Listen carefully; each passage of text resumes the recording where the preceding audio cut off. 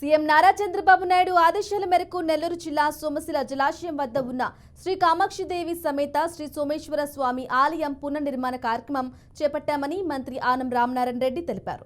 శ్రీ శ్రీ శ్రీ విధుశేఖర భారతి మహాస్వామి వారు భూమి పూజ కార్యక్రమం చేపట్టారు. ఆలయ నిర్మాణం కొరకు తన వంతు సాయంగా 1,01,12,000 రూపాయలను విరాళంగా భారతీ స్వామివారు అందజేశారు. ముఖ్య అతిథిగా మంత్రి ఆనం రామనారాయణ రెడ్డి హాజరై సుమారు 8,40,00,000 నిధులతో దేవస్థాన పునర్నిర్మాణ కార్యక్రమాలు చేపడుతున్నట్లుగా వెల్లడించారు.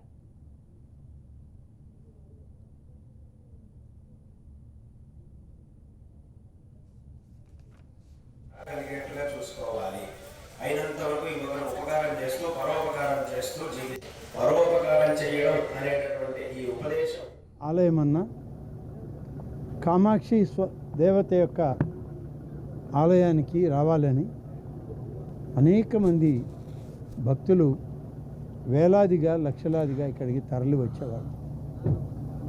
అలాగే పక్కనే ఉన్నటువంటి పెనుసుల లక్ష్మీ నరసింహస్వామి ఆలయాన్ని కూడా దర్శించేటువంటి విధానం మనకుంది.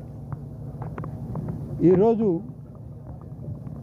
శ్రీ శృంగేరి పీఠాధిపతి అయినటువంటి స్వామివారు ఈరోజు మన జిల్లాకి రావడం, నెల్లూరు జిల్లాలోకి అడుగు పెట్టడమే రాపూరు మండలంలో వెలసి ఉన్నటువంటి పెనుసుల లక్ష్మీ నరసింహస్వామి వారి నవనరసింహ క్షేత్రాల్లో ఉన్నటువంటి ఒక నరసింహస్వామి క్షేత్రాన్ని వారు స్వయంగా పూజలు చేయడం, అక్కడ స్వామివారి ఆశీస్సులు తీసుకొని వెనువెంటనే మనం కోరిన మీదట రాష్ట్ర ప్రభుత్వం ఇచ్చినటువంటి ఆహ్వానాన్ని మన్నించి